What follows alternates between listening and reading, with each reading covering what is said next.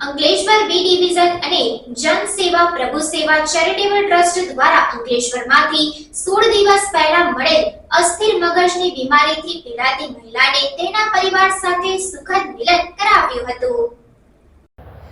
Ankleshwar B division અને જન સેવા પ્રભુ સેવા ચેરિટેબલ ટ્રસ્ટ દ્વારા અંકલેશ્વરમાંથી 16 દિવસ પહેલા મળેલ અસ્થિર મગજની બીમારીથી પીડાતી મહિલાને તેના પરિવાર સાથે સુખદ મિલન કરાવ્યું હતું। ગત તારીખ 24મી માર્ચના રોજ અંકલેશ્વરની ડિસન્ટ હોટેલ પાસેથી એક માત્ર 1.5 દિવસનું નવજાત બાળક ત્યજી દીધેલ હાલતમાં મળી આવ્યું હતું, જે બાળકીને અંકલેશ્વરની મમતા હોસ્પિટલમાં ખસેડી અંકલેશ્વર બી ડિવિઝન પોલીસે નજીકના વિસ્તારના સીસીટીવી કેમેરાના ફૂટેજ મેળવી બાળકીની માતાને શોધી કાઢી હતી। જે મહિલા અસ્થિર મગજની હોવા સાથે તેણીને પ્રથમ ભરૂચની સખીવન સેન્ટર ખાતે ખસેડવામાં આવી હતી, જ્યાં મહિલાને રહેવાની તકલીફ ઊભી થતાં જન સેવા પ્રભુ સેવા ચેરિટેબલ ટ્રસ્ટના પ્રમુખ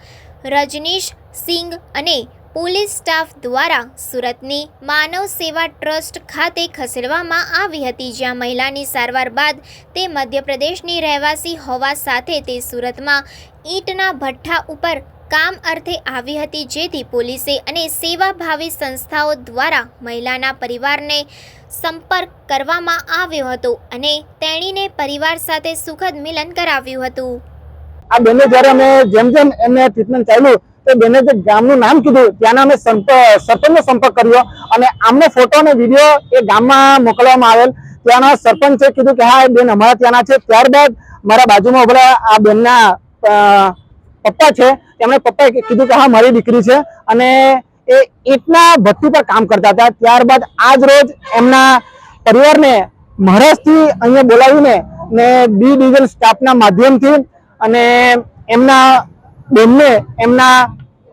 ફાધરને સોંપવામાં આવી રહ્યું છે અને એમના પતિનો બી કોન્ટેક્ટ થઈ ગયો છે। એમના પતિ પણ અહીંયા હાજર છે એમને લેવા માટે અને કોઈ કારણસર આ બેન એમનું માનસિક સંતુલન ખોઈ ગયું હતું, જેના કારણે એ ત્યાંથી અહીં આવીને અને એ છોકરાને મૂકી ગયા હતા। એમને કશું જ ભાન હતું, ટ્રીટમેન્ટના અંદર છે, પરંતુ બી ડિવિઝન સ્ટાફનું ખૂબ પ્રસન્ન કાર્ય છે કે ટૂંક જ સમયમાં એ બચ્ચોને